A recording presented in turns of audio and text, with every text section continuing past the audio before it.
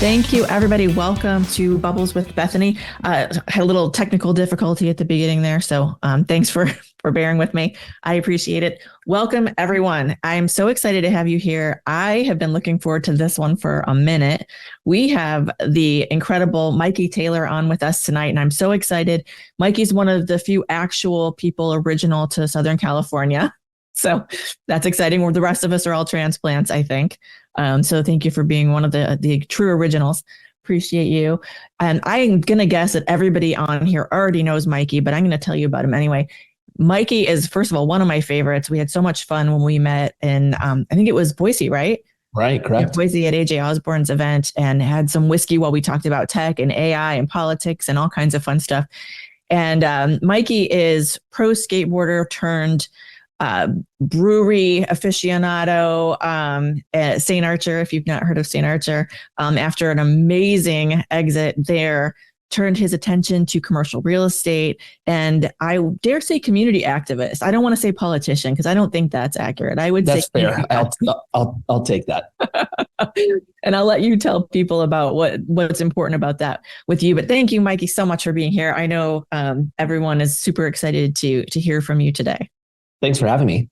My absolute pleasure. And how good was that whiskey? How good was that bar? Good. It was so great. I know. Yeah. And who would have thought, everyone's like, oh, Boise. My daughter's like, you're going to Boise. What? And I'm like, no, I'm going to send you to college there. It's gorgeous. And they have the best whiskey bar ever. That's right. Fantastic. It was great. And it was, the conversation was also amazing. Yes. What kind of whiskey? Somebody's wanting to already know what kind of whiskey.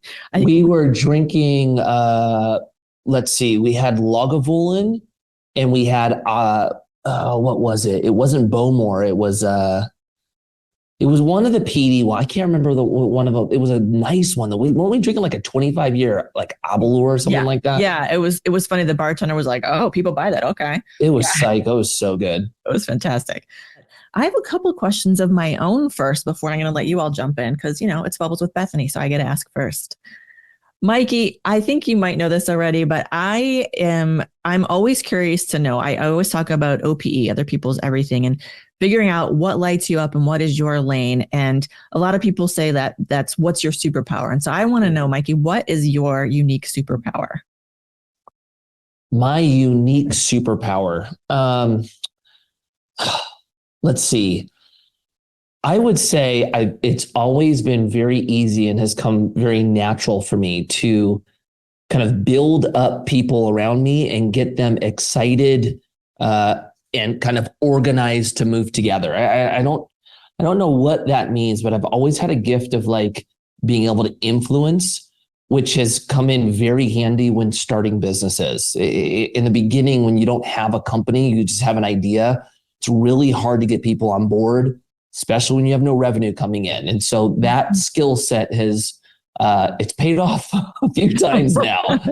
So I don't know, maybe it's people. Maybe I'm good with people. I mean, that's good. Yeah. Leonard's saying that's called leadership, man. A lot of people can't do that. Yeah, I appreciate that. Okay. That's really good. Yeah. I mean, and in this day and age too, when we call people influencers, it's got such a different meaning, I think, for a lot of people, but it is a really good skill to have to be able to explain to people your position and get them on board with you, especially in a business setting. So that is a fantastic. I mean, look, we all are in sales, whether we like it or know it or not, right? Correct. So that's right. That's to be good at it, I guess. That's correct. That's a really good superpower. And I'm sure that's helped you. So you tell us a little bit about the brewery. I know you had this amazing exit, which is enviable. Let's talk about how that supported you in your brewery side. Okay. So, I started a craft brewery with two of my friends back in 2011 is when we started working on the concept. Really early on, we figured out we didn't have enough money to do it ourselves. So we had to create a business plan. We had to go out and raise money. And at that time, I was kind of towards the tail end of my skateboard career as a pro skateboarder originally. And one of my partners was a surf filmmaker. And so our network was surfers and skaters, and we knew some snowboarders, and we had some friends that were musicians. And so that's who we went out to ask, for money. We didn't know, any bankers. We didn't know some of these institutional investors. We had no connections with offices. It was just our bros. And so we just scraped by and got like $25,000 checks over and over. And we ended up raising about $2.5 million. We opened our business. And right when doors opened, it was just straight vertical. The demand became so large. It was kind of one of those unicorn scenarios. And for the next 3 years, we just tried to grow and grow and grow. And then in 2015, we had a couple of the big players, basically try to buy our business from us. And Miller Coors is who ended up winning the bidding war. That's not a bad exit, I gotta say. Yeah, it was enviable. It was really cool. That's fantastic. And so I was going to tell you to bring some St. Archer or get myself some of my own, but instead I have champagne as my bubbles today. I like that. Very good. Yeah, and then after that, it was once you raise money and then you're successful with putting dollars back in investors' pockets, your network just builds after that. So myself and my partners were able to use that as we stepped into the next business we created. Some people, when they start with real estate, it's like, well, I got to do all the work because I don't have $25, $50, $100,000 to start as a passive investor, which is of course ideal, right? Right. If you can start as a passive, obviously that's the way you would want to do it. But I love real estate in the way that in my mind, it provides opportunities to people regardless of where they start from. Right. And it's sort of a great equalizer there where you can kind of catch up. And you've done that. You've built this engine, right, where you help investors, you help partners. Let's talk a little bit about, you obviously know how to build systems and structures. You did that, right? And that's applicable across whatever you do. Like you can be, I was trying to explain this to my daughter who's 16. I'm like, look, I don't give a shit what you want to do. If you learn how to build a scalable business or a system, you can do anything you want. It could be picking up dog crap. I don't care what it is. It doesn't matter. You can change your mind as long as you know how to do that. I mean, talk a little bit about how you've done that. Yeah, that's a good question. So what I'm going to start by saying is I am not the operator. I am not the one who's going to manage our team, not my skill set. Every business that I've ever started, I have to bring that in day one. I have to have my COO, my person that's going to basically manage the systems to make sure that the foundation is solid, and then we can stack upon that. Now, for me, look, I understand how to scale the business, but if without that, I am dead in the water. So this is the first thing I find. Other than that, business is actually more simple than we realize.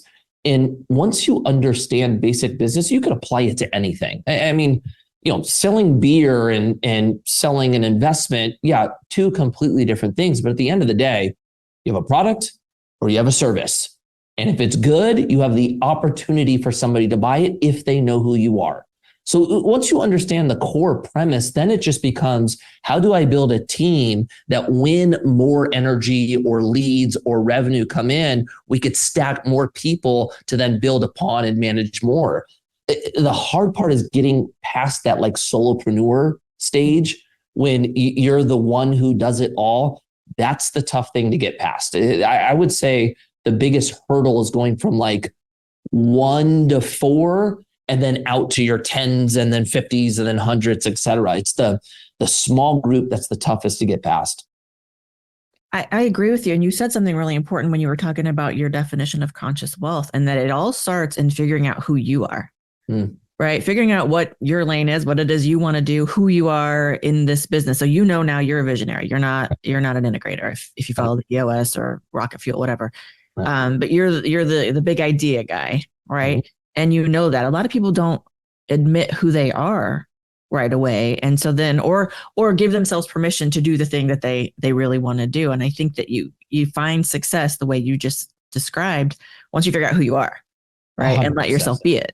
100%. Yeah. Well, I learned this a long time ago because when we started the brewery, it was kind of at the tail end of my career. So I was basically still skating about 50% of the time.